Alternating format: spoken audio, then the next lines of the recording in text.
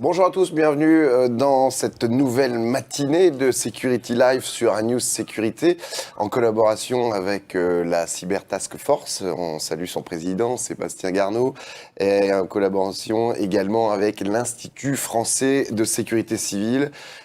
Salut également à son directeur Selim Halili. La thématique globale de cette matinée, c'est la sécurité numérique des territoires, avec au programme de 9h à 10h20 un sujet sur quelle stratégie d'accompagnement territorial en matière de prise en compte cyber. Et puis de 10h30 à 11h20, on parlera cyber et territoire. Enfin, on clôturera cette matinée de 11h30 à 12h10 sur le thème « Quelle culture cyber au sein des organisations ?» Voilà. Alors, on va débattre de ça avec certains invités que je vous présenterai tout à l'heure parce que j'ai le plaisir de recevoir pour cette introduction le colonel Barnabé Watin-Augouard.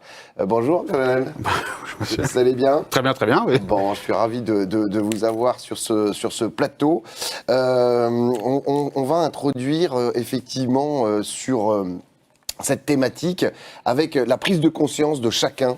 Que chacun d'entre nous, de façon très globale, doit prendre conscience de ce sujet cyber. Alors tout à fait. Alors il est commun de dire voilà la prochaine crise sera cyber. Alors c'est un lieu commun qui est loin d'être faux.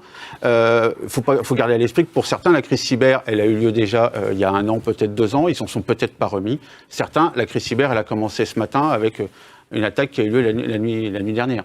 Ouais, c'est-à-dire que c'est constant. Alors c'est constant, oui. Heureusement, ça n'est pas tout le monde tout le temps. Je vous donne un chiffre comme ça pour donner un ordre d'idée. On estime qu'actuellement, il y a une attaque par rançongiciel toutes les 11 secondes dans le monde.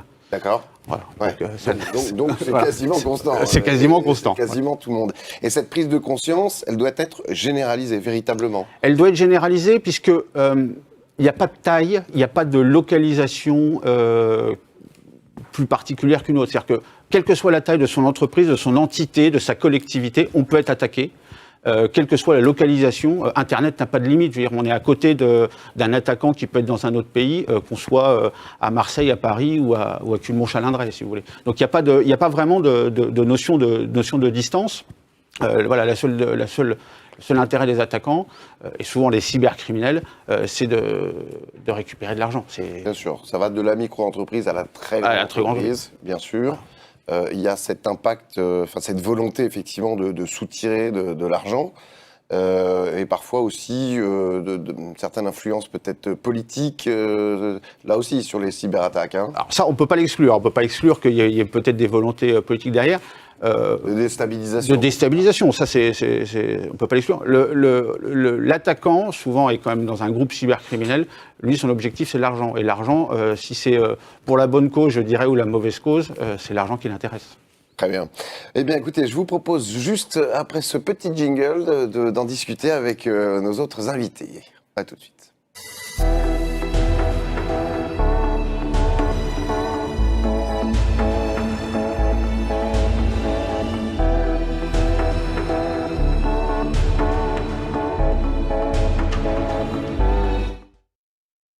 Voilà, de retour sur le plateau de News Sécurité pour ces Security Live. Alors, colonel, à nos côtés, eh bien, Franck Decloquement. Bonjour Franck. Bonjour.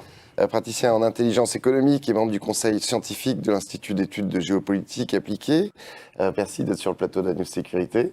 À votre droite, Franck, Christophe Durand, commissaire à la sous-direction de lutte contre la cybercriminalité.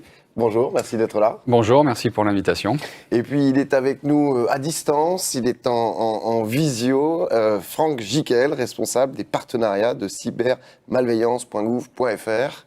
Merci d'être là à distance, vous deviez être parmi nous. Ce n'est pas une attaque cyber qui vous a bloqué, mais plutôt une attaque Covid, je crois. C'est ça. Malheureusement dans l'air en tout cas, merci quand même de participer à distance et n'hésitez pas, le fait, on en a déjà parlé en préparant ce Security Live, mais n'hésitez pas à lever la main, c'est plus difficile à distance d'intervenir, mais bien évidemment, vous aurez la parole et vous pouvez intervenir quand vous le souhaitez. Voilà, alors quelle est la stratégie d'accompagnement territorial en matière de prise en compte cyber? C'est effectivement le thème. Colonel, avant qu'on échange avec avec nos autres invités, au niveau de la communication, de la sensibilisation, comment ça se passe de votre côté? Alors, comme on l'évoquait un petit peu en introduction, on était tous partis un petit peu sur l'idée, on va sensibiliser les gens, proposer des offres de sensibilisation. En fait, on se rend compte qu'on a déjà une première étape à accomplir, c'est convaincre. Oui. Convaincre que voilà, ça peut toucher tout le monde, n'importe où, n'importe quand. Et c'est déjà un élément important. Convaincre, on peut dire les agents, les opérateurs, mais en fait souvent convaincre les décideurs qu'il y a vraiment un sujet. La cybersécurité est un sujet au même titre que la sûreté. Un cambriolage peut être un sujet, l'incendie est un sujet. De nos jours, voilà, la cybersécurité est un sujet. Avec en plus une accélération croissante de la numérisation de nos économies, de nos sociétés. La cyberattaque, c'est en quelque sorte un cambriolage de nos données. Alors c'est un cambriolage un petit peu particulier, on peut dire, puisqu'en fait le cambrioleur n'a jamais été aussi loin de vous, oui. Mais en même temps aussi proche, il rentre jusque dans le cœur de votre système, quoi. Cette communication, justement, cette sensibilisation, on procède comment ?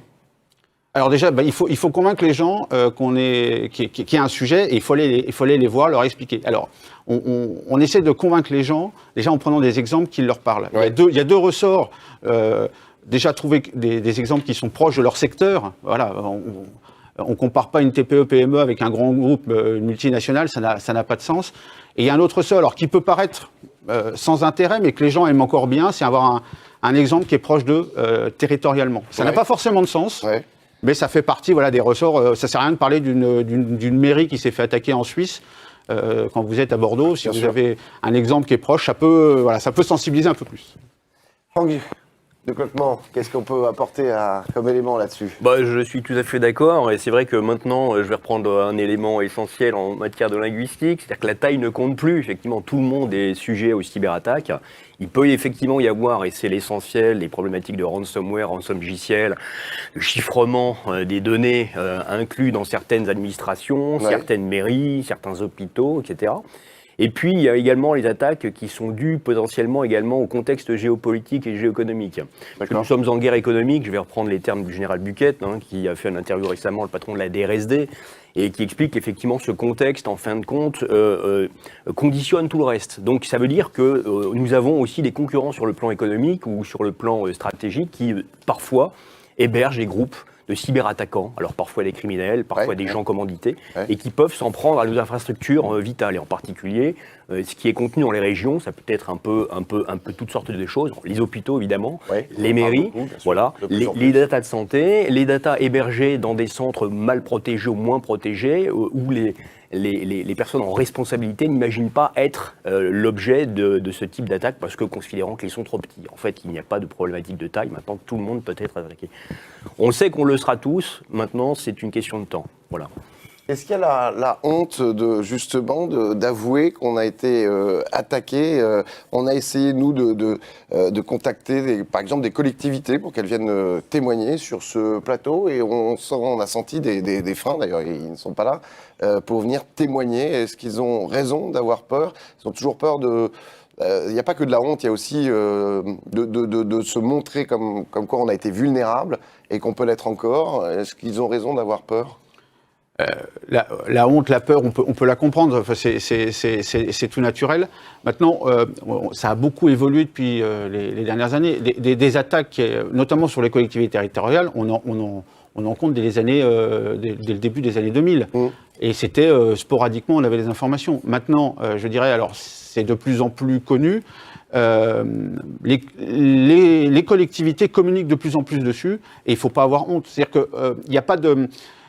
alors autant il ne faut pas dire on est prêt, on est protégé, on n'aura pas de soucis, parce qu'en général en plus ça donne un petit challenge souvent aux attaquants. Aux pirates, oui. Il faut voir aussi que la plupart du temps, c'est pas une commune qui est visée, c'est dans une pêche au chalut très large. Il se trouve qu'on va récupérer peut-être des TPE-PME, des particuliers, et puis on va se focaliser peut-être sur des collectivités, on le disait, les hôpitaux, où là, il y a beaucoup de données personnelles qui intéressent beaucoup et qui se revendent très bien sur le darknet. Et voilà, donc c'est plus par le fruit du hasard qu'on tombe parfois sur ces types d'entités. Alors justement, la gendarmerie, elle propose d'accompagner plus particulièrement 2 types d'entités, je crois. Alors voilà, je dirais que la vocation, ça serait d'accompagner tout le monde. Ouais. Nous, on se focalise sur le tissu qui est notre tissu territorial, hein, qui irrigue l'ensemble de nos secteurs en France. Donc c'est pratiquement les collectivités territoriales et surtout les collectivités territoriales de petite taille.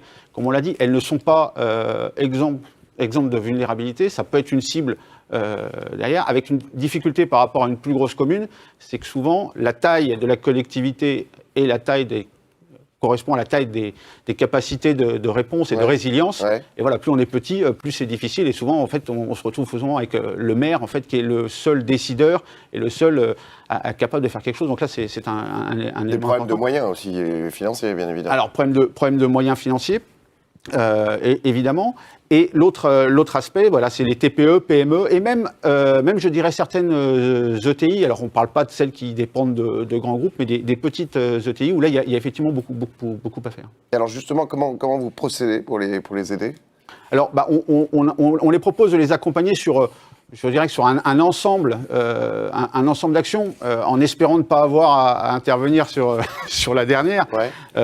Déjà, c'est des opérations, comme on dit, de persuasion, des opérations de sensibilisation qu'on propose, où là, on n'invente pas notre propre discours. On reprend le discours de cybermalveillance.gouv.fr, le discours de l'ANSSI, etc. On les aide, on essaie de les aider dans ce qu'on n'appelle pas, alors, c'est pas un audit, c'est pas une évaluation, mais on essaie de voir avec eux, faire une sorte de prédiagnostic élémentaire pour essayer de pointer du doigt des endroits où il y aurait potentiellement des vulnérabilités. D'accord. Voilà. Et puis, si malheureusement la crise arrive, l'attaque arrive, là l'objectif c'est bien d'agir en tant que gendarme pour lutter contre la cyberdélinquance. D'accord. Christophe Durand, vous êtes commissaire à la sous-direction de lutte contre la cybercriminalité. Vous, en préparant cette émission, vous m'avez parlé de l'importance de la mise en avant et l'utilité ce qu'on appelle plus communément les RCM, les référents cybermenaces. Alors pour ceux qui ne savent pas ce que c'est, de quoi s'agit-il ? Alors peut-être avant d'attaquer sur mettre un peu les choses en perspective, déjà par rapport à on va dire décomplexer les potentielles victimes, ce qui est extrêmement important. Je suis tout à fait d'accord avec les statistiques d'attaque. Il y a quelque chose d'encore un peu plus, on va dire, affolant, si je puis me permettre. Il faut savoir que chaque système qui est mis en ligne est attaqué dans la seconde de sa mise en ligne. C'est-à-dire qu'on n'a pas affaire à des humains dans un premier temps, on a affaire à des robots qui vont crawler, excusez-moi l'anglicisme, tous les réseaux et qui vont chercher les vulnérabilités. Et c'est à partir du moment où ces robots ont trouvé des vulnérabilités exploitables que là, un opérateur va commencer à se pencher sur la question est-ce que ça vaut le coup d'attaquer ou pas attaquer ? Ah d'accord. Donc en fait, si vous voulez, il y a un vieil adage qui dit tout ce qui est connecté est vulnérable et maintenant tout est connecté. Donc ça m'amène sur le deuxième point qui est d'avoir une stratégie de cybersécurité qui va accompagner la stratégie numérique de l'entreprise. Parce qu'en fait, on voit bien que toutes nos entreprises vont se numériser et vont augmenter leur puissance économique, quelle qu'elle soit d'ailleurs, parce que ça va du commerçant de quartier qui a une vitrine Internet jusqu'aux grandes entreprises. Et effectivement, cette stratégie numérique doit avoir une composante stratégie cybersécurité. Et c'est là qu'effectivement on intervient sur nos référents cybermenaces avec donc cette déclinaison, on va dire, territoriale de ce dispositif, parce qu'en fait, territorialité et cybersécurité, ça fait pas forcément bon ménage, c'est un peu même un oxymore, parce qu'en fait, par essence, la cybercriminalité ne connaît pas de frontières, que ce soit nationale, territoriale. Donc il y a vraiment un continuum à mettre en place, et ce continuum, on va dire l'expression de ce continuum au niveau territorial, c'est effectivement nos référents cybermenaces. Alors, c'est un dispositif qui a été mis en place relativement récemment, qui monte en puissance, puisque en 2020, on avait pu toucher 3000 entreprises à travers ce dispositif pour les sensibiliser. En 2021, on est à 6500 entreprises touchées, donc une belle marge de progression, enfin une belle progression. Donc c'est 60 personnels, alors qu'ils ne sont pas directement des personnels police, puisque c'est composé en mixité par un commissaire de police judiciaire territorialement compétent, qui est accompagné d'experts qui sont des réservistes. D'accord. Et effectivement, ces gens-là vont sensibiliser le tissu économique, et sur un point qui est assez précis, c'est, si vous voulez, pour qu'il y ait un événement de cybersécurité, un incident de cybersécurité, c'est-à-dire qu'on soit sur la réalisation de la menace, il faut que la menace rencontre la vulnérabilité. D'accord. Et donc, à travers nos enquêtes, nous commençons à avoir une idée assez précise de la menace. Donc, on peut aider les entreprises à identifier les vulnérabilités. Voilà. Et c'est ce discours-là que l'on va tenir, parce que nous sommes on va dire, des experts de la menace, et on a des entreprises qui cherchent à réduire leur vulnérabilité, parce que lorsque la menace rencontre la vulnérabilité, on a un risque. Donc, effectivement, c'est un volet relativement important pour la prise en charge du risque numérique. Ces références, ça existe depuis combien de temps? Alors, ça peut un peu plus on va dire, de 3 ans en effectivité. Les gens qui ont dû être formés aussi à ça, j'imagine, parce que alors, les gens sont formés, mais on s'appuie, comme je le disais, sur des experts déjà. C'est des gens qui ont des profils variés, assez riches et complémentaires les uns des autres, mais qui vont déjà avoir, on va dire, un vernis, si ce n'est même plus... parfois nettement plus profond qu'un vernis, cybersécurité. D'où l'idée de combiner, si vous voulez, ces deux approches qui sont prises en compte de la menace, parce qu'en fait, les services de police judiciaire sont au fait de... Si vous voulez, autant dans une entreprise de cybersécurité, la menace, c'est quelque chose de virtuel qu'on n'a jamais rencontré, autant quand on a des missions de police judiciaire, la menace, on la rencontre au quotidien, voire même parfois on la perturbe grandement, et c'est un peu notre but, c'est même complètement notre but. Donc on peut, je dirais, mettre de la chair autour de cette menace. Et c'est ce qui, dans le cadre de la sensibilisation, c'est vrai que quand vous parlez à des chefs d'entreprise de quelque chose qui est virtuel, c'est intéressant parce qu'ils peuvent, on va dire, commencer à conceptualiser. Quand vous leur décrivez une situation, une affaire, une enquête, voilà, typiquement un ransomware qui est passé à travers les mailles dans une collectivité locale, quand vous vous adressez à une autre collectivité locale, bon, bien sûr, sans trahir des secrets d'enquête, mais je veux dire, quand vous prenez le mode opératoire et voilà, donc avec des modes opératoires qui se ressemblent quand même assez fréquemment, parce qu'on reste perfectible sur ce sujet-là. Donc voilà, je pense par exemple à des comptes qui restent inactifs dans des collectivités locales alors que les personnes ont quitté depuis bien longtemps. Je pense à des mots de passe qui sont toujours pas au niveau où ils devraient être. Voilà, on va dire des simples mesures d'hygiène numérique. Et ben, ça leur parle un peu plus si on leur dit, ben voilà, une collectivité locale ou un acteur économique de votre calibre, si je puis dire, a été victime à cause de ça et ça et ça, ben, c'est beaucoup plus parlant que simplement voilà, tout à fait. Franck Giquel, on arrive vers vous d'ici quelques instants. Je voulais la réaction de Franck de Clermont, justement. Oui, je suis complètement d'accord. Et en plus, il y a tout le volet humain. On sait très bien que dans le cyber, le problème, ce n'est pas généralement entre le siège et l'écran. C'est vrai. Donc, effectivement, le fait d'évangéliser sur les problématiques comment dirais-je, de mise en place de sécurité, en particulier pour les gens qui étaient dans des collectivités qui partent ensuite et qui ont des accès, donc les problématiques des accès, des identifiants qui restent actifs. Bon, pendant la crise du Covid, j'ai des gros groupes qui m'en ont parlé, des collectivités aussi qui m'en ont parlé. On s'était dit, tiens, qu'est-ce que vient faire le stagiaire qui est parti il y a 6 mois 6 fois de suite dans la semaine, regardez dans les datas et dans les serveurs de la municipalité. Bien sûr, c'est très très très fréquent. Et puis sur l'intensité des attaques, je voulais simplement rajouter qu'en plus, c'était effectivement d'avoir des scrollings systématiques. Maintenant, l'intelligence artificielle permet... Scrolling, juste pour ceux qui ne savent pas ce que c'est. C'est-à-dire qu'en fait, c'est des attaques qui sont menées en permanence, à la microseconde, de par façon les ordinateurs, intense. donc. Exactement. L'intelligence artificielle va augmenter en plus ce risque. C'est-à-dire que maintenant, les attaquants vont augmenter par ses capacités en automatisant, si vous préférez, l'attaque. Donc ça veut dire que on sait que ça sera fait systématiquement. Donc la moindre vulnérabilité, si en plus se rajoute la vulnérabilité humaine par manque d'hygiène, de sécurité digitale, il va y avoir des problèmes. Donc c'est effectivement des choses à faire passer, et c'est, je pense, au niveau humain que ça passe en règle générale, parce que l'humain reste une pièce maîtresse de l'équation. Est-ce que cette année, on sensibilise davantage? Tout à l'heure, je parlais bien évidemment des attaques pour avoir finalement soutirer de l'argent avec des rançons, mais aussi cette tentative de déstabilisation d'un pays. Il se trouve que nous sommes à la tête de l'Union européenne pendant 6 mois, jusqu'au mois de juin. En plus, ça correspond avec une phase de campagne présidentielle pour un renouvellement ou non du président. Donc, c'est évident qu'il va y avoir des attaques pour essayer de déstabiliser la France. On l'a vu précédemment aux États-Unis. Est-ce qu'on sensibilise là-dessus aussi? Comment ça se passe?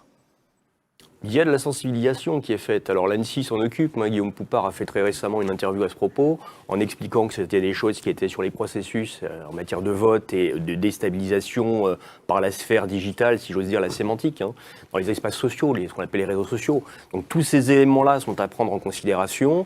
On capte également les problématiques d'ingérence extérieure. C'est-à-dire qu'il y a des actions qui sont faites à partir de groupes, d'individus sous couverture, sous faux nez, qui peuvent effectivement impliquer des problématiques en lien avec ce que j'appellerais de la conflictualité, pour générer de la conflictualité. Donc toutes ces choses sont observées. On n'en est pas au vote numérique pour l'instant. Donc le jour où on y arrivera, peut-être qu'il y aura encore un peu plus de prégnance sur ces sécurités à prendre. Mais ce sont des choses qui sont bien évidemment observées. Parce que le contexte géopolitique nous fait parfaitement prendre en considération le fait que les attaques, l'intensification d'attaques pourrait venir de tels ou tels acteurs extérieurs qui ne sont pas forcément pour l'occasion des amis ou des alliés, en tout cas dans le contexte. Parce que ces attaques, elles ont pour but, entre autres, d'immobiliser les collectivités. Bien sûr, mais je regarde par exemple dans le système bancaire, ils ont effectivement des systèmes de veille, et quand tout d'un coup, vous savez que les attaquants viennent renifler, si j'ose dire, vos protections, qu'est-ce qui se passe? Ils baissent le niveau du business et ils augmentent le niveau de la sécurité, puisqu'ils savent que dans les 15 jours, ça va taper.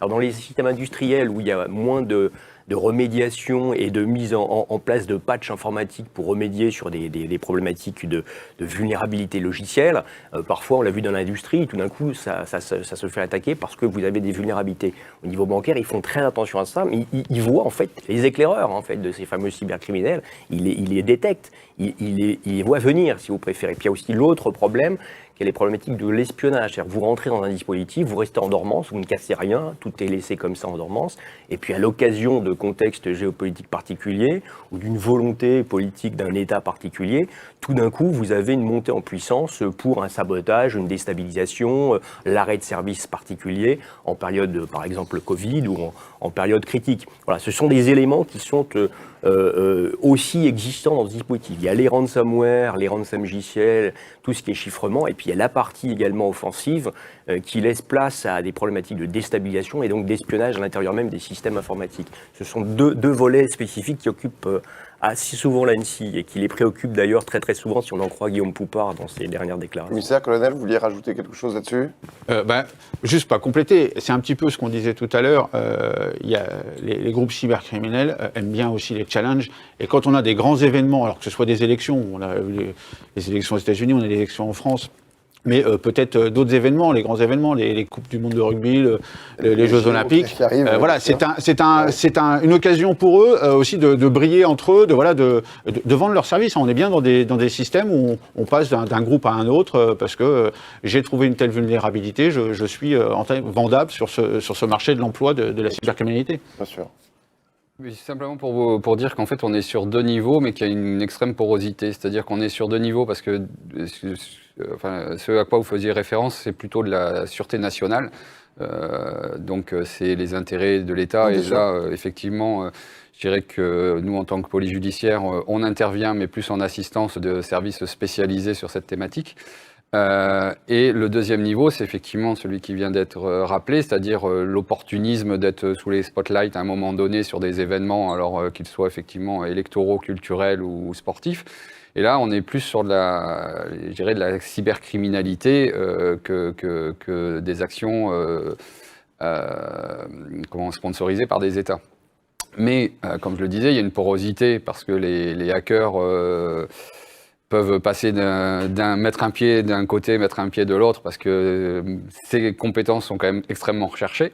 Donc en fonction des États, leur statut peut être un petit peu différent. Et là, effectivement, si vous voulez, ce qui nous intéresse, nous, je dirais que c'est le mode opératoire. Et le mode opératoire, finalement, il est quasiment identique. C'est-à-dire que quand on cherche à pénétrer un système, alors les moyens qui sont mis derrière, effectivement, la patience auquel vous faisiez référence, c'est-à-dire que là, on va être plutôt sur des thématiques de sécurité nationale, c'est-à-dire avoir des gens qui vont être des agents dormants dans des systèmes et qui sont extrêmement difficiles à détecter. Notamment pour les grandes entreprises, on sait que le taux Comment ça se procède justement sur cet c'est agent dormant? Alors les agents dormants, c'est des agents, sont pas des agents physiques, hein, ce sont des morceaux logiciels qui vont prendre donc ce qu'on appelle des droppers, voilà, des choses qui vont être, si vous voulez, prêtes à recevoir l'ordre. Voilà. D'accord, qui attendent, qui sont inséminés quelque part, mais qui n'agissent pas tout de suite. Voilà. Alors ça existe dans la criminalité, dans la cybercriminalité, on va dire, d'opportunités financières, parce que, si vous voulez, avant de lancer une attaque, il faut savoir vers quoi on va la lancer. Donc il y a toute une phase de reconnaissance dans une attaque cyber. Elle peut durer 3 semaines, 1 mois, 2 mois, 3 mois. Parfois, les cybercriminels sont dans un système depuis 3 mois à essayer d'identifier ce qui va faire mal. Et donc, ça me ramène, si on renverse un petit peu le débat, ça ramène vers les mesures de sauvegarde et de précaution qu'on peut conseiller aux entreprises. Et la première, c'est connaissez les joyaux de la couronne. Parce que les joyaux de la couronne, c'est ce que l'attaquant va chercher à identifier. Donc c'est-à-dire définir ce qui est le plus important dans un système informatique. Tout à fait, dans un système d'information. Parce qu'en fait, si vous voulez, on ne peut pas tout protéger. Non. Je pense qu'on a tous pris conscience qu'on ne peut pas tout protéger au même niveau. Donc il faut effectivement catégoriser ce qu'on appelle les biens informatiques, qui sont maintenant on a parlé de l'or noir, la data. Toutes les données ne se valent pas. Voilà. Évidemment. Donc effectivement, à partir du moment où on va commencer à identifier ce qui est primordial pour le fonctionnement de l'entreprise, c'est là où il faut porter tout l'effort de protection, et tout en sachant qu'en périphérie, on aura quand même des gens qui sont prêts aussi à faire la même chose. Voilà, donc il faut les détecter, et si par hasard, je dirais, ils sont déjà rentrés, d'où le concept de Zero Trust, voilà, ils sont déjà à l'intérieur, on n'est plus sur des forteresses, on est sur comment s'organiser quand les attaquants sont déjà à l'intérieur. Quand les attaquants sont déjà à l'intérieur, ce qu'il convient de protéger, c'est les joyaux de la couronne. Bien sûr. Vous voulez... Oui, mais je rebondis parce que c'est vrai que quand on parle rançongiciel, tout le monde se dit c'est la fin du monde. En fait, la rançongiciel, c'est l'aboutissement en fait, d'une attaque qui est là depuis longtemps. Ouais. Et alors, il y a des études qui sont... après, on peut chipoter sur un rapport de 1 à 10, mais en gros, ce qui rapporte... la cybercriminalité, on estime que c'est 1500 milliards que ça rapporte aux cybercriminels par an. Oui. Il y a un bon business. Un très très bon business. On n'est pas loin de 40%, c'est la revente des données. Et on dit, alors entre 1 et peut-être 10, mais peut-être même si c'était 100 milliards, la rançon. La rançon, c'est la cerise sur le gâteau. Je dirais que c'est l'avance sur la revente des données. D'accord, on parlera peut-être des rançons tout à l'heure. Si je peux juste compléter, il faut savoir qu'on est face à une criminalité organisée, parce qu'effectivement, et là on voit bien la structuration, alors c'est pas organisé au sens militaire du terme, avec une chaîne de commandement claire, mais c'est quand même organisé dans le sens où il y a une découpe des tâches. C'est-à-dire qu'on a des groupes qui vont être spécialisés dans la pénétration, c'est-à-dire qu'ils vont aller planter ces outils dans les systèmes qui pourront être actionnés.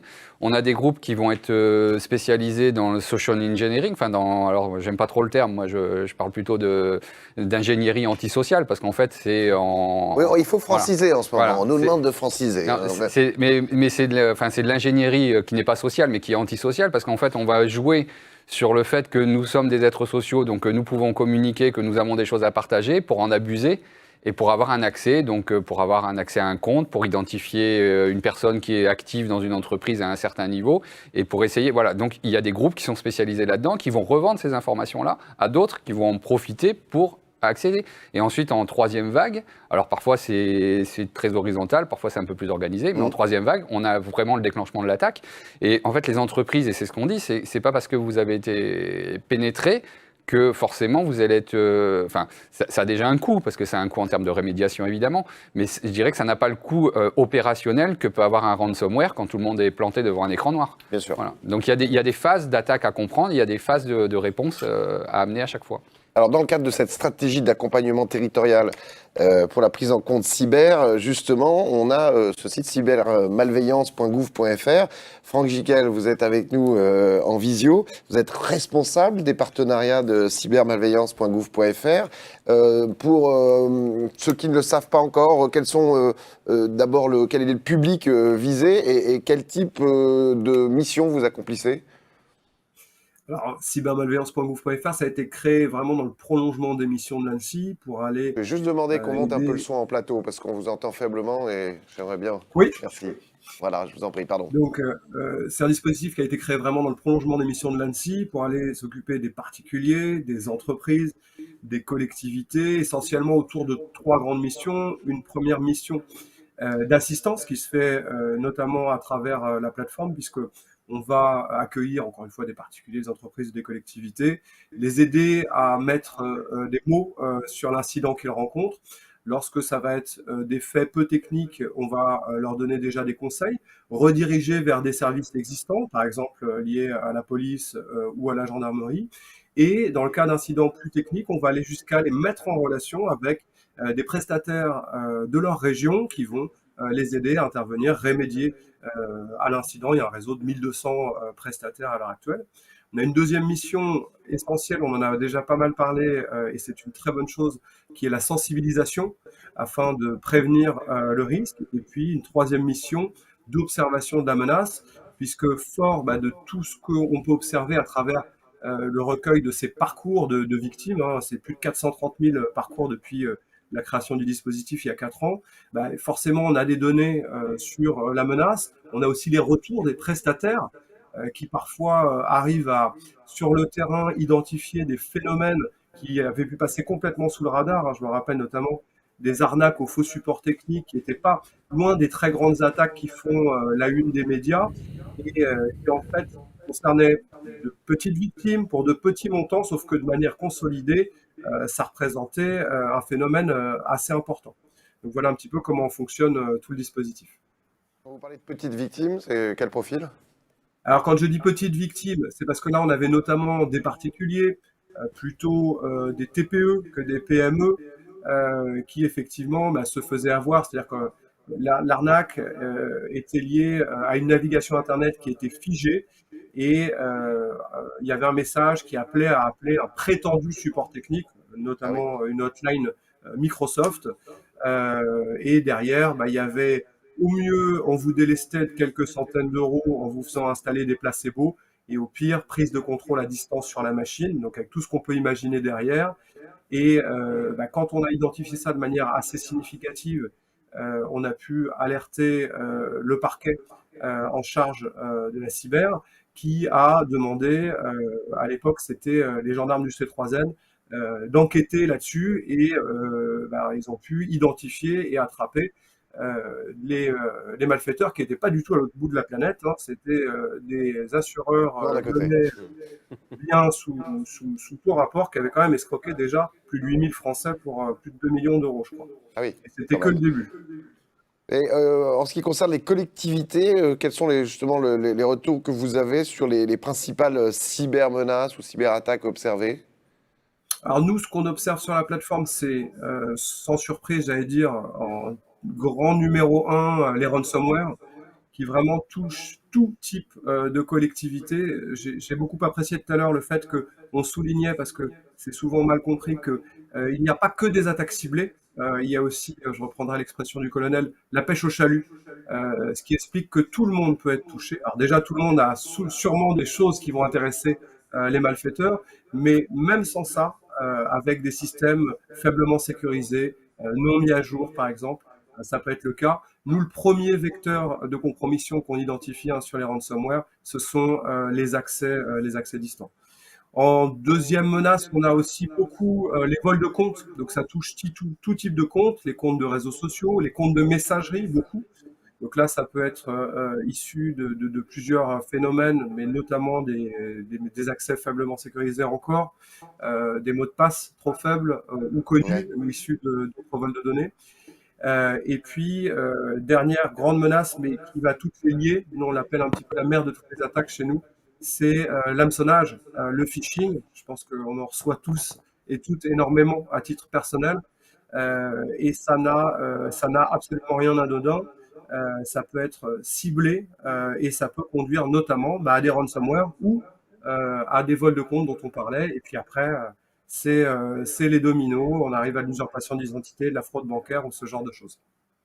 C'est vrai que moi, je reçois tous les jours des mails où j'ai gagné une Peugeot chez Darty, un robot électrique. Apple. C'est ça. Moi qui gagne jamais rien nulle part, j'ai une chance dingue depuis quelques temps. Alors, ce qui est intéressant juste sur ce point-là, c'est que en plus, les pirates ont progressé. C'est-à-dire qu'au début, effectivement, on était dans des choses très mal faites. Aujourd'hui, en termes d'infographie, c'est quand même d'un autre niveau. Mais surtout, En ce qui est termes intéressant... d'orthographe aussi, ils ont progressé. Hein. Tout à fait. Mais ce qui est très intéressant, c'est surtout que maintenant, on a des informations réelles qui viennent crédibiliser le propos. Je m'explique, on avait par exemple le cas d'un phishing Amélie, très très bien fichu, donc de l'assurance maladie, où en fait, il était enrichi de données précédemment volées, justement dans le cadre d'un jeu concours où on avait rentré le nom des enfants, les dates de naissance, etc. Bon, il ne s'était rien passé, pas de vol, etc. Et 6 mois plus tard, on reçoit ce phishing de l'assurance maladie qui en fait est crédibilisé par toutes les infos réelles qui existent. Et là, pour le coup, sur ce deuxième phishing, eh ben, ça a marché. Les gens ont pu mettre leur RIB pour être remboursés, alors que peut-être que s'il n'y avait aucune info, ils ne l'auraient pas fait. Donc ça, c'est quand même une nouvelle tendance de fond dont il faut se méfier. C'est pas parce qu'il y a des infos réelles dans un mail qu'on reçoit que le destinataire derrière est bien celui qu'il prétend être. Colonel, vous vouliez ajouter quelque chose? Parce qu'effectivement, ces arnaques sécurité sociale sont en plein boom. Parce qu'en fait, je pense que tout le monde l'a eu. Vous avez déjà eu un faux mail d'une banque qui n'est pas la vôtre, un faux mail d'un prestataire, d'un opérateur téléphonique qui n'est pas le vôtre, et là, vous ne faites pas avoir. Là, potentiellement, tout le monde a accès, enfin, tout le monde est adhérent de la sécurité sociale. Donc, effectivement, on rentre dans une crédibilité, dans une histoire qui paraît un peu plus facile à croire pour ça, les impôts, tout ça, c'est on est tous... voilà. Pardon, je vous en prie. Non, je vous en prie. Et il y avait également sur les arnaques à la gendarmerie, sur les problématiques de pédophilie qui se sont produites et qui ont donc même...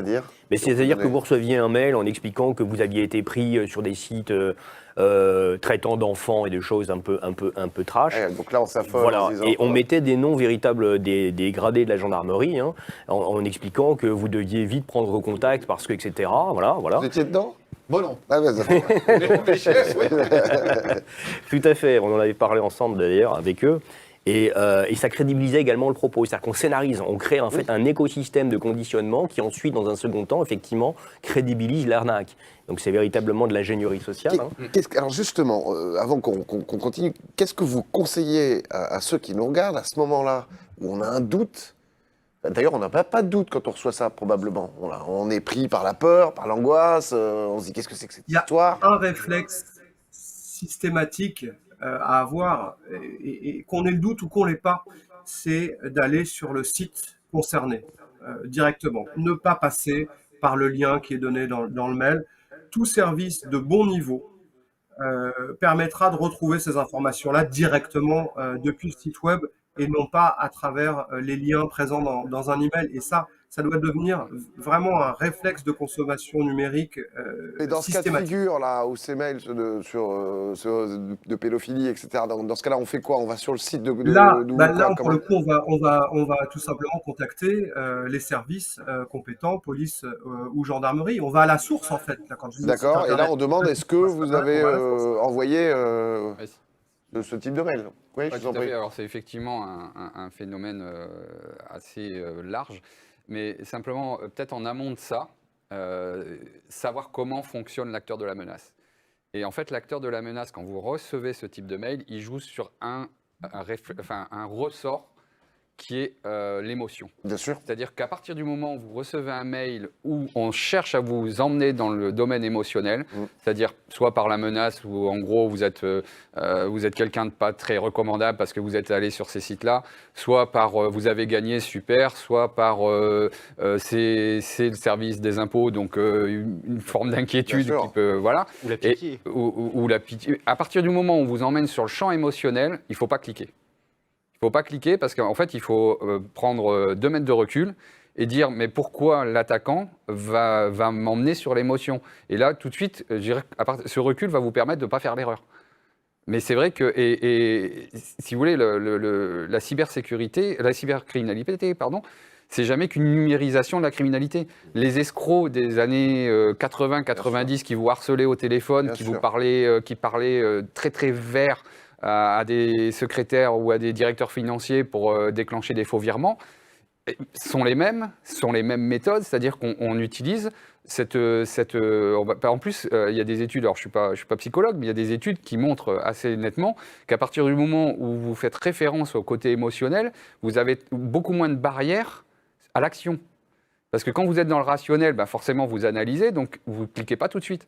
En revanche, dans l'émotionnel, c'est oh là là, je me suis fait avoir sur un site bizarre, oh là là, j'ai gagné. Clique. Et là, donc, je vous dis, le premier conseil, c'est de voir dans quel champ l'attaquant cherche à vous emmener. Après, Franck c'est Giquel. pas évident, hein, j'entends, mais c'est vrai que c'est pas évident parce qu'aujourd'hui, les ressorts du marketing sont justement, voilà, dans notre belle société de consommation, les ressorts du marketing sont ceux-là.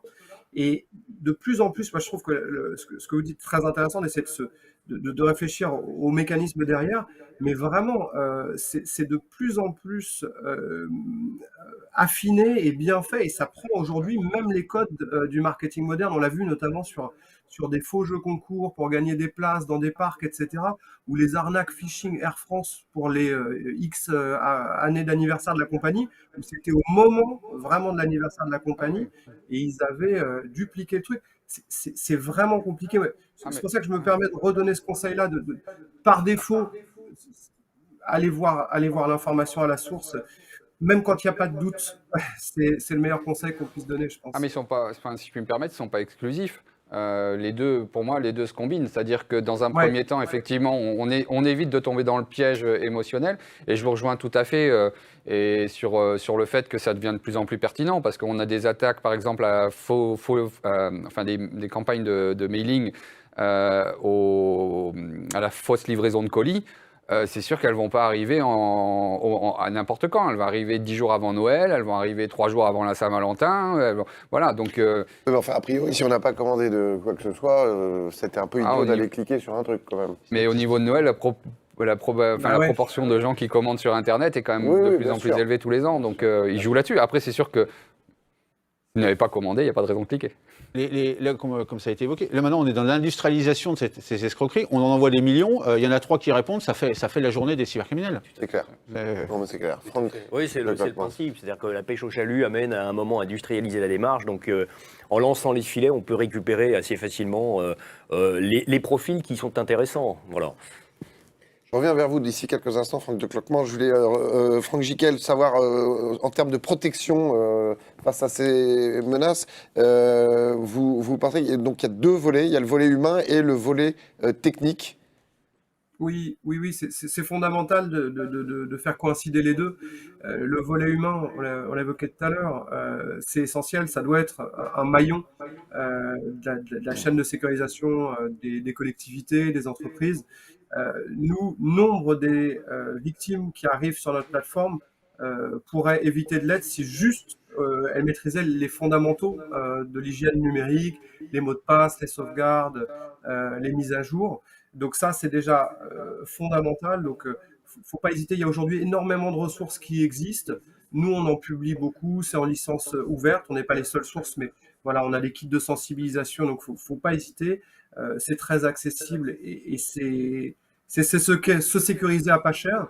Et puis, effectivement, le volet technique essentiel sur des sujets éminemment liés à la technologie. Mais où là, j'allais dire, quand on n'est pas mécanicien, faut peut-être éviter de mettre les mains dans le moteur parce qu'on pourrait se retrouver avec le phénomène d'apprenti sorcier. Et puis, il faut se faire accompagner par des prestataires de confiance. Parce que voilà, il ne faudrait pas être dans un faux sentiment de sécurité, donc il faut se faire accompagner par les bons prestataires pour sécuriser son système d'information. Certes, mais quand on n'est pas forcément des experts, comment on identifie le bon chasseur du mauvais chasseur, le bon expert du mauvais expert, ou le bon prestataire du mauvais prestataire? C'est une bonne remarque et c'est une question qui revient très très souvent. Il y avait déjà depuis plusieurs années des référentiels de très bon mais de très haut niveau qui ont été créés à l'ANSSI avec les visas de sécurité, mais effectivement qui ne concernaient moins ou pas les petites entreprises, les petites collectivités. Donc nous, on a réuni un petit peu les syndicats et fédérations de la profession, justement des prestataires de services numériques, et on a planché ensemble avec la FNOR sur le fait de trouver une nouvelle certification, un nouveau label qui s'orienterait plutôt justement vers les petits acteurs et qui permettrait d'être aussi plus adapté aux prestataires de plus petite taille mais qui font très bien le travail en région. Et on a créé un label qui s'appelle le label Expert Cyber et qui non seulement traite de la partie post-incident, assistance, mais surtout et avant tout de l'aspect sécurisation. Et on a lancé le service en février dernier avec une 50aine de prestataires et aujourd'hui, il y a 175 prestataires labellisés sur l'ensemble du territoire. Donc, faut pas hésiter. Je me permets de donner l'adresse parce que je pense que c'est important. sécurisation.cybermalveillance.gouv.fr. S'il y a des collectivités qui souhaitent, elles peuvent être mises en relation à travers cette adresse directement avec des prestataires labellisés de leur région. Et à ce propos, pour toucher le plus de monde possible, est-ce que vous communiquez, est-ce que vous faites des campagnes de communication, de publicité, je ne sais pas, pour... Alors oui, la notoriété, c'est un vrai sujet. On est encore, je pense, concernant cybermalveillance.gouv.fr, largement méconnu, alors que c'est important de faire connaître le service, même si la progression est significative quand même. On est passé d'1,2 million utilisateurs l'année passée, enfin 2020, à 2,5 millions. Donc voilà, la progression est constante. Il faut continuer, il faut sensibiliser. Et là, l'occasion est trop belle, donc je prends. On a une campagne télévisée pour le coup. Donc merci notamment à France TV, aux chaînes du groupe TF1, qui va commencer la semaine prochaine. Et on aurait pu la diffuser, si vous auriez pu nous l'envoyer, on l'aurait diffusé. En avant-première, mais voilà. En plus, c'est gratuit chez nous. Alors, la différence de France Télé. Mais effectivement, voilà, on va essayer de communiquer, puis on va essayer de le faire sur un ton un petit peu décalé, parce que le colonel en parlait en introduction, il faut essayer d'intéresser au sujet, qui n'est pas le sujet le plus sexy du monde. Donc voilà, on a essayé d'être sur un registre un peu différent de ce qu'on faisait habituellement. Donc voilà, on espère que... C'est important de communiquer parce que ça nous concerne toutes et tous, quelle que soit la tranche d'âge, les ados, les enfants, et vraiment, effectivement, il y a des tonnes d'informations qu'on doit savoir et le grand public ne le sait pas forcément. Et après, ça peut impacter sur l'entreprise. Oui, bien sûr. Alors, sur les réseaux sociaux, il y a un truc assez intéressant, c'est qu'il en va des cyberattaques comme des modes, quelque part. On parlait de la problématique gendarmerie tout à l'heure, on parlait de l'arnaque au président, etc. Il y a des modes. Et je trouve que ce qui est assez intéressant, c'est qu'en expliquant et en partageant, même avec humour, sur les réseaux sociaux, je pense à LinkedIn, je pense à d'autres réseaux, d'une certaine façon, on finit par faire entendre à des personnes qui ne savent pas forcément que tel type d'attaque est en place, sur le bancaire, sur Amélie, sur d'autres éléments. Et donc on finit par se dire, attention, il y a telle ou telle chose. Alors que la DGSI communique la plupart du temps sur des rapports concernant les ingérences extérieures potentielles, les faux stagiaires, etc. Et il en va de même sur ces problématiques plutôt cyber, accès territorialité ou accès petites et moyennes entreprises. Et c'est intéressant de partager ces affaires-là, de les rendre un petit peu sexy pour que justement chacun puisse être en compréhension de ce qui peut se passer. Et effectivement, un truc très simple, ne jamais recliquer sur un lien qui est dans un mail malveillant, qu'on ignore être malveillant, et qui vous renvoie à une espèce de site fantôme reproduisant à l'identique, par exemple, votre banque, le dispositif de la sécurité sociale ou d'autres éléments. Et là, on se rend bien compte que tout d'un coup, ce n'est pas le même site. Voilà. Donc pour être certain de cela, il faut faire attention. Et puis je regarde au niveau bancaire, moi j'ai reçu un moment... effectivement, les banques vous envoyaient un document en expliquant que, attention, si on vous envoie une demande de compte, de chiffrage, de code, c'est pas nous, jamais on ne vous le demandera de cette manière-là. 15 jours plus tard, il me renvoie une demande d'envoi de papier d'identité. Alors j'ai rappelé directement ma banque, en leur disant, est-ce que c'est bien vous derrière ? Et de toute façon, je ne le ferai pas passer par l'Internet, je vous le porterai en direct, et c'était bien eux. Donc par ailleurs, il y a parfois des conseillers qui ne sont pas très avisés, alors que le système du RSSI et des DSI vous met en garde sur la partie web en vous communiquant, et votre conseiller bancaire, qui est généralement en fait un vendeur. Hein, maintenant, les conseillers bancaires sont même payants.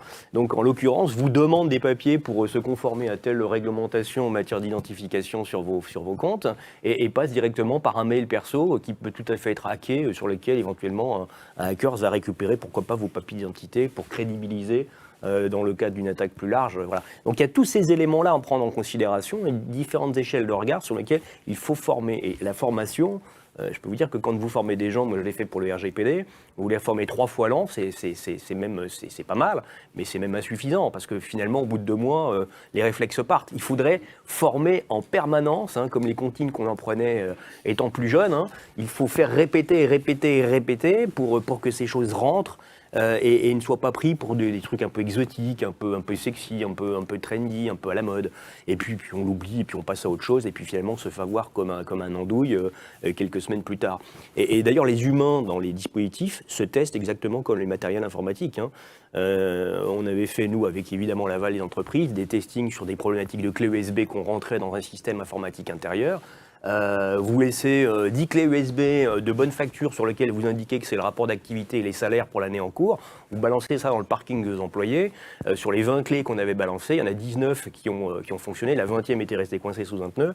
Et chacun a mis à 80% la clé dans un dispositif entreprise ou dans un truc qui était lié à l'entreprise. Et on aurait pu faire pénétrer n'importe quoi pour vous montrer qu'en fait, on peut vraiment intervenir sur la partie humaine et en même temps utiliser le process technique pour parvenir à ses fins. Donc la criminalité, c'est quelque chose d'important, mais la formation, bien sûr, et le fait d'édifier les personnalités, les gens et toutes les graduations de personnel, des plus avertis aux moins avertis, est très importante et doit être fait en continuité, je pense. C'est un truc à devenir complètement paranoïaque quand même. Oui, Colonel. J'allais rebondir. Humour, cohérence du message, effectivement, on ne peut pas dire d'un côté quelque chose et en demander à l'autre. Et moi, ce que j'aime beaucoup aussi, c'est vulgarisation, parce qu'en fait, très rapidement, quand on parle de cybersécurité, on parle technique. Et là, on peut perdre des gens dès la 3e phrase. Parler de clé USB, alors souvent, les gens me disent, oui, bon, moi, je leur dis, la clé USB, vous imaginez que c'est une brosse à dents. Est-ce que vous allez utiliser une brosse à dents qui est là, qui est peut-être neuve, qui, même si elle n'est pas neuve, vous risquez peut-être rien. On rentre pas forcément dans les choses très agréables, mais voilà. Mais vous prenez, les gens me disent, non, je ne prends pas le risque d'utiliser une brosse à dents qui manifestement a peut-être été utilisée. C'est pareil avec une clé USB. Il ne faut pas non plus qu'ils essayent de mettre leur brosse à dents dans leur ordinateur. Ça marche pas. Non, c'est simplement pour compléter. C'est vrai que cette thématique d'hygiène numérique, elle est extrêmement importante. Dans une vie précédente, j'étais aux États-Unis dans un grand cabinet. On avait fait des études sur un grand cabinet de conseil. On avait fait des études sur un large panel d'attaques informatiques. On avait 70%, on va dire, des vecteurs offensifs qui ciblaient l'humain et qui étaient passés par l'humain. Donc, quand on dit c'est un domaine technologique, oui, pour 30%. Mais 70%, c'est quand même, on va dire, des sources de vulnérabilité, sont encore humaines. Alors, il faut faire attention parce qu'il ne faut pas renvoyer la responsabilité non plus sur l'agent final, parce qu'il faut le former, il faut l'encadrer, il faut mettre des outils en place, par exemple, les multifacteurs d'authentification. C'est un outil qu'on peut donner, technologique, qu'on peut donner à quelqu'un qui va s'en servir.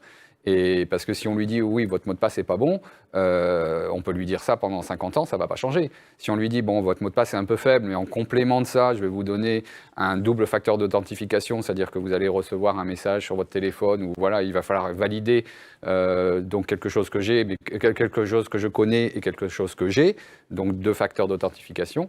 Là, on applique une solution technologique pour combler quelque part une petite défaillance humaine. Tes mots de passe, c'est un sacré problème, effectivement.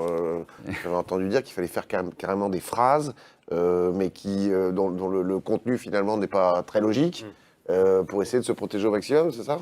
Ça peut être logique. On parlait des comptines. Les meilleurs mots de passe, moi, c'est... Vous allez nous donner mon mot de passe. Vous ne trouverez jamais mon mot de passe. Vous utilisez des vers de poèmes que vous connaissez par cœur.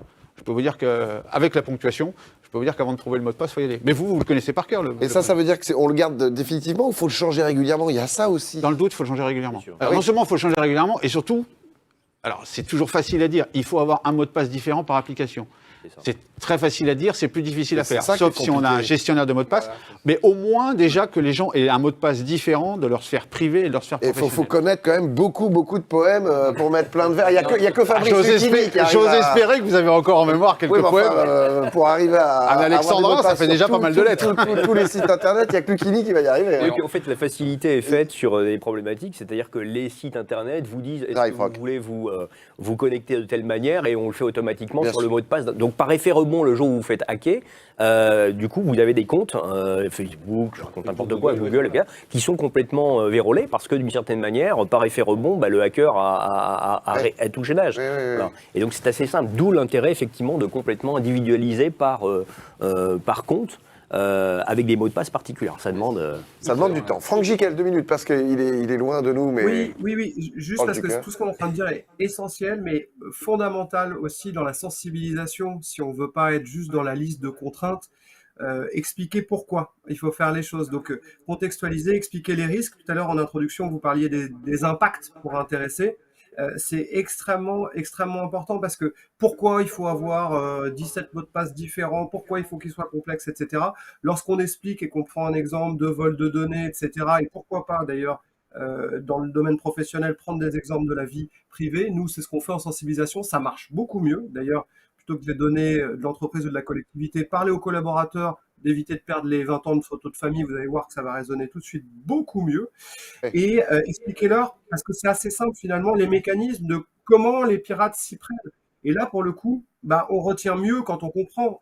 Et puis dans nos caractères latins, voilà, les listes de choses à faire. On a trop fait ça dans la cybersécurité dans la décennie passée. Je pense que là, c'est une nouvelle ère, il faut en profiter. Les utilisateurs sont plus aguerris sur les usages numériques. Il faut leur expliquer ce que font les pirates si on veut qu'ils appliquent mieux les bonnes pratiques.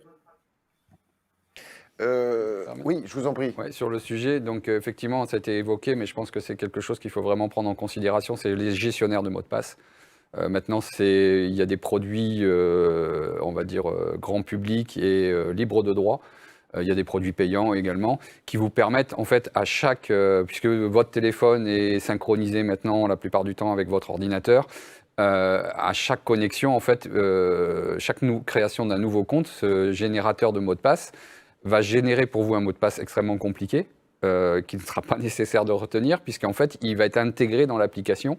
Et à chaque fois que vous allez vouloir vous connecter, en fait, il va se connecter pour vous. C'est-à-dire que c'est lui qui va, quelque part, vous représenter. Et ça, c'est safe ? Ça, c'est safe, si vous voulez. C'est plus sécurisé que d'utiliser 50 fois le même mot de passe. Parce que j'en reviens à la perspective de l'acteur de la menace.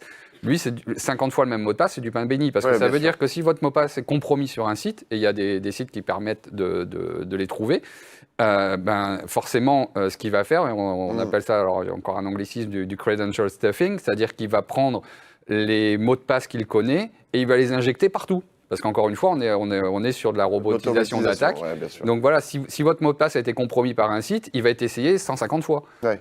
Donc le mieux, c'est quand même d'avoir un mot de passe par site, ce qui est humainement maintenant difficile à conseiller. Donc c'est vrai que les gestionnaires de mots de passe, pour les gens qui ont une vie numérique assez dense, c'est quelque chose qui est à considérer. Et comment ça se passe on les trouve où? Enfin, vous cherchez sur votre... Alors, je ne suis pas là pour faire de la publicité pour des produits. Non, mais sur marque, mais on voilà, vous cherchez dans un moteur de recherche et vous demandez gestionnaire de mots de passe et vous allez avoir... Il y a des grandes sociétés... D'ailleurs, il y a même des produits, on va dire, dans les suites logicielles du commerce, donc sans citer de marque dominant, ils ont leur gestionnaire de mots de passe qui vous permet de vous connecter à vos applications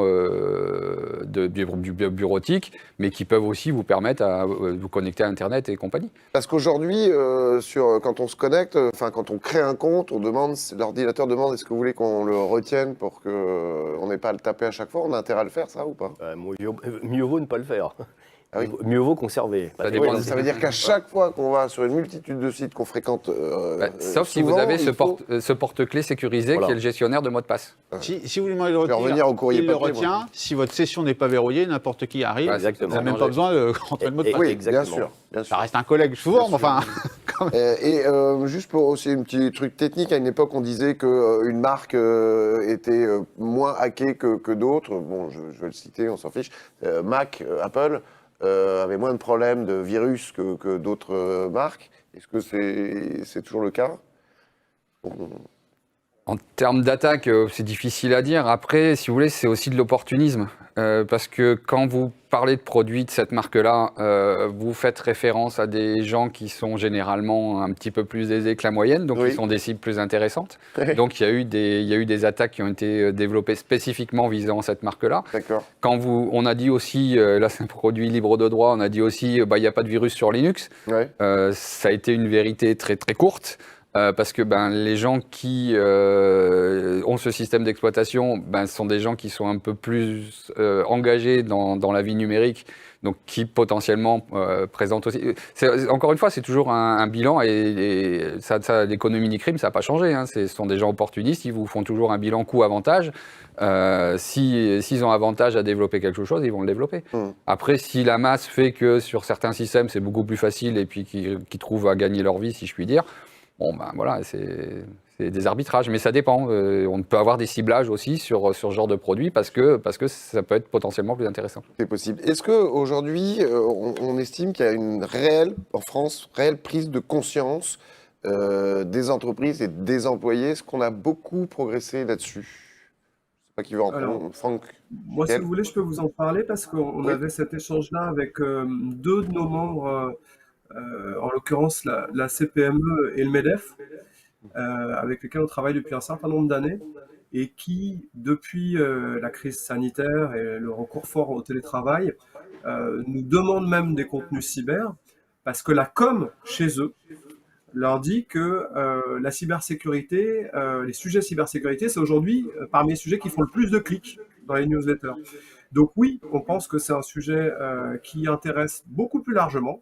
Donc cette crise aura au moins eu ce bénéfice-là, de mettre le sujet de la cyber sur toutes les lèvres, notamment des petites entreprises.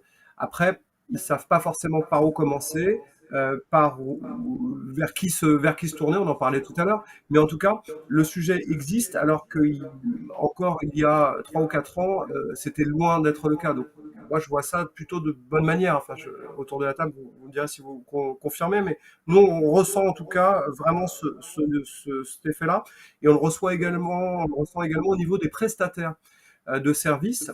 Donc nous, on travaille avec des prestataires qui sont spécialisés en cybersécurité, mais on rencontre également des prestataires de services numériques qui ne sont pas encore sur ces sujets-là et qui nous disent de manière extrêmement significative qu'ils souhaitent s'y mettre, ils souhaitent monter en compétences parce que leurs clients leur parlent de cybersécurité, alors que ce n'était pas le cas jusqu'auparavant. Donc oui, on pense que la tendance est plutôt positive, même si on est encore loin du compte.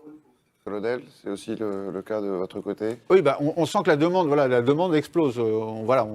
Avant, il fallait aller vers les gens pour leur expliquer. Maintenant, on voit qu'ils viennent vers nous, et je pense que c'est pareil pour la police. Ils viennent vers nous pour nous dire, est-ce que vous pouvez nous faire une opération de sensibilisation, nous expliquer les ressorts, etc. Donc, oui, je rejoins complètement. Alors, je pense qu'il y a deux phénomènes là-dessus. Déjà, on peut peut-être se féliciter, on est meilleur dans la communication et dans justement l'explication de ce risque numérique.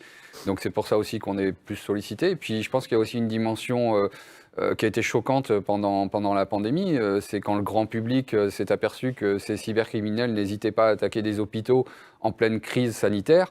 Et clairement, on a franchi un pas. On a franchi un pas dans l'insanité. Ça avait un impact sur la vie des gens. Voilà, et en termes de communication, on va dire, public généraliste, je pense que on a franchi le Rubicon. Donc les gens se disent oui, et on le répétera jamais assez, la cybersécurité, c'est l'affaire de tous. Que ce soit de l'utilisateur final, avec toutes les mesures qui ont été rappelées fort justement tout à l'heure, jusqu'à comme je le disais aussi, un accompagnement de la stratégie numérique de l'entreprise avec une stratégie cybersécurité. Franck, en préparant donc cette émission et en parlant de cet accompagnement territorial, il y a ces risques et vous m'avez mis en exergue des raisons d'une inconsistance dans la prise de décision. Oui, alors sur les risques de l'accompagnement, c'est une chose, et sur les risques plutôt liés à la transformation digitale, au fait que les territoires actuellement sont en train de se révolutionner sur ce point, pour la data, si j'ose dire. Et il y a toute la problématique de la prise en considération des offreurs de services dans ce domaine. Franck Giquel en a bien parlé, c'est-à-dire qu'il y a des sociétés labellisées, et puis vous avez des très grands opérateurs qui ne sont pas forcément français ou européens, et qui ont une volonté d'agir et d'accompagner les décideurs sur les territoires qui sont les nôtres au niveau de la prise en charge de leur data. Évidemment, la data, c'est l'or noir.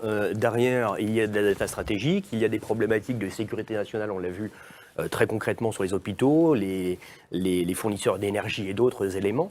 Et manifestement, parfois, on est assez étonné de voir à quel point la diplomatie publique de certains pays amis ou non amis agissent sur les décideurs publics pour réussir à emporter des marchés, si vous préférez. Oui.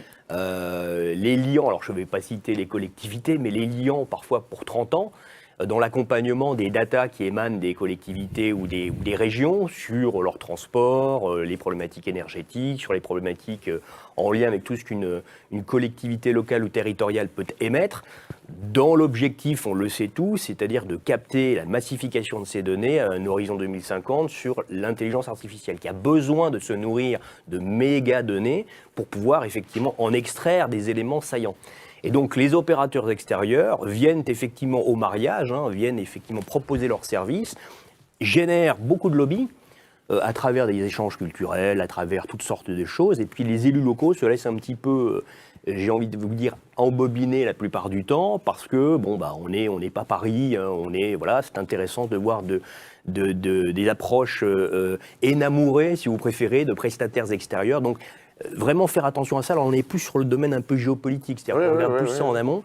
Alors c'est pas de la cyberattaque, c'est pas ce qu'on a l'ingérence. C'est de l'ingérence, c'est des volontés d'ingérence extérieures, avec un déploiement, on le voit au niveau de l'Union européenne, quelques lettres confidentielles en parlaient, de millions de dollars d'investissement, effectivement, pour faire rentrer ces opérateurs dans cette opportunité commerciale qui est celle pour eux de récupérer ces datas nombreuses et qui peuvent avoir des enjeux à terme très importants. Par exemple, connaître toutes les datas d'un territoire sur la circulation routière ou sur les problématiques hospitalières ou sur les problématiques effectivement virales, pourquoi pas. C'est-à-dire comment se diffuse une épidémie, à quel rythme, etc. peuvent donner des recommandations en bout de chaîne à des laboratoires qui pourraient sortir des produits plus performants, des services plus performants, des offres plus performantes, avec des offres de gestion, par exemple, en matière de dépenses énergétiques. Comment pourrions-nous améliorer pour une commune, une collectivité, un bassin d'entreprise, cette dépense énergétique? Et puis, avec la possibilité de se dire aussi que ces dépenses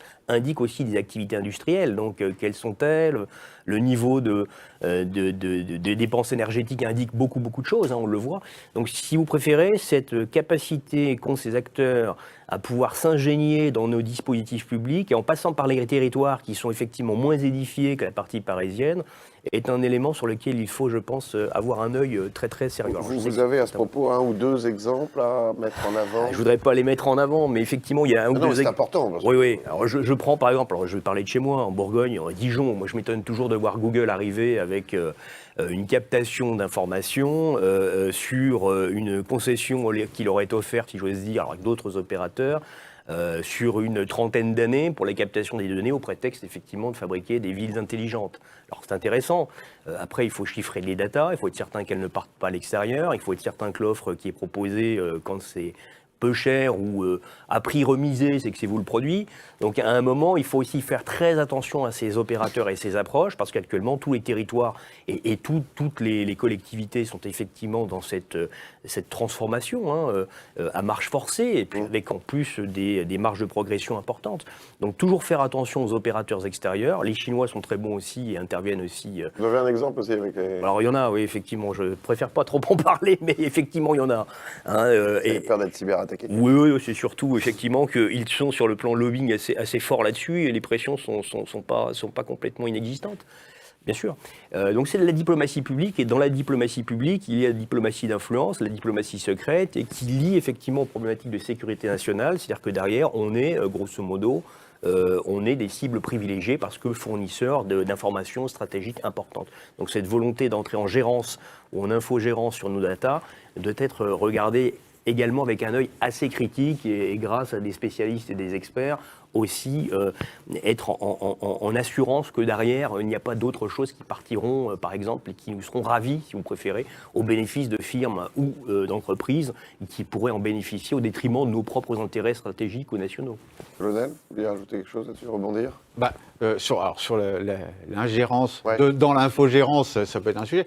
Mais ça a été évoqué. Le cœur du sujet, en fait, quand on parle de cybersécurité, le cœur du sujet, c'est les données. C'est le cœur du sujet. Alors on dit que les données, c'est de l'or. C'est de l'or, pour le cybercriminel, c'est toujours de l'or. Nous, la difficulté qu'on a, mais même particulier, on a notre or ponctuel, et puis en fait, on a, et ça c'est un peu je dirais le contre-coup des révolutions technologiques, où en fait le stockage n'est plus un problème. Le stockage n'est plus un problème. On garde plein de choses. On a dans les entreprises plein de choses sur ces réseaux dont on se dit on en aura peut-être besoin. En fait, je ne sais même pas si un jour on en aura besoin. Et si on en avait besoin, est-ce que ça ne serait pas intéressant d'aller chercher dans un ordinateur qui serait peut-être préservé, etc. Pour le cybercriminel, c'est de l'or. On a eu des cas où on dit c'est pas grave, c'est un vieux serveur de sauvegarde qui a été attaqué. Certes, vous, ça ne vous intéresse plus pour vos dossiers, vos affaires en cours, les éléments qu'il y a dedans, notamment des éléments, quand on a des éléments d'identité, où on arrive à voir, du coup, après des usurpations d'identité, parce que dans la carte d'identité, la vie des gens, tant que la personne n'est pas décédée, même si elle est décédée, je veux dire, tant qu'elle n'est pas de 1880, je veux dire, ça reste quelque chose qui est vendable sur le marché. D'où l'intérêt d'avoir une véritable gouvernance de la data, parce qu'on parle de l'or noir, qui est toujours cette métaphore. Le problème, c'est qu'une fois qu'on consomme du pétrole, il n'y en a plus. La data, quand vous la consommez, elle existe toujours.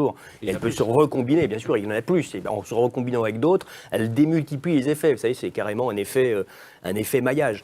Et donc, en l'occurrence, c'est très très important. Et dans ce cadre-là, on doit faire effectivement très très attention, parce que c'est une richesse qui ne cesse finalement d'être produite, et ensuite qui pourra être analysée grâce aux moyens d'intelligence artificielle. C'est-à-dire qu'on en tire des éléments sur l'étendue, la profondeur et la massification. D'où l'intérêt d'opérateurs, effectivement, pour capter ça.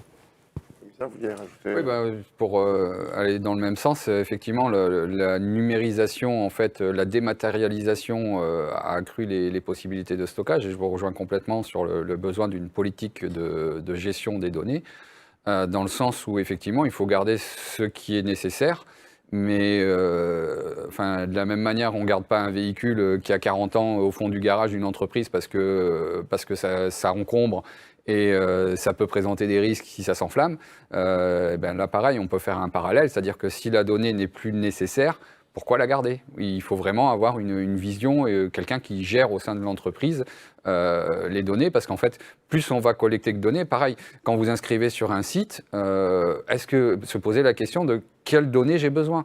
Est-ce que vous avez besoin de la date de naissance réellement? Est-ce que vous avez besoin de l'adresse précise? Est-ce que vous avez besoin, voilà, des choses qui finalement vont être valorisées côté attaquant, et qui, si elles ne sont pas nécessaires de votre côté, pourquoi les exposer? Parce qu'en fait, ça vous expose en tant qu'entreprise aussi à toutes les réglementations sur la protection des données privées, notamment les réglementations européennes, et ça peut être assez, excusez-moi le terme, assez salé en termes d'impact financier si le risque venait à se concrétiser. Franck Gical, vous vouliez peut-être ajouter Non, mais quelque chose? pour la cerise sur le gâteau et tout ce qu'on est en train de dire, c'est qu'en plus, stocker moins, c'est quand même penser à la planète, parce que c'est énorme l'empreinte écologique de toutes ces données. Donc, Alors ça, c'est vrai que le grand public en est absolument pas conscient, Franck. Je ne sais pas si vous m'avez entendu, le grand public n'est absolument pas conscient de ça. Oui, et je pense qu'on va avoir un énorme sujet là-dessus.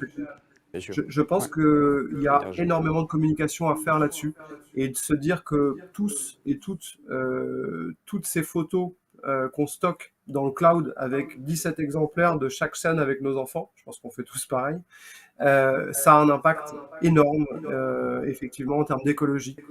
Tous ces serveurs qui réchauffent la planète, et donc voilà, c'est pas le sujet du jour, mais voilà, en plus de l'enjeu sécurité, il y a un vrai enjeu écologique énorme. Et ce que vous dites est intéressant dans le sens où on stocke ça maintenant dans le cloud. Est-ce que on n'a pas intérêt particulier entreprise aussi à plutôt stocker ça sur des disques durs externes de sauvegarde? Si vous voulez, alors en termes de sécurité, mais déjà aussi pour démystifier, le cloud, il est sur Terre. Le cloud, ce sont des serveurs qui sont répartis en maillage territorial. Mais voilà, matériellement, si je puis dire, la donnée, elle a bien besoin d'un support physique à un moment donné. Et le support physique, il est, comme monsieur vient de le préciser, il est consommateur d'énergie, consommateur d'espace. Et donc, voilà.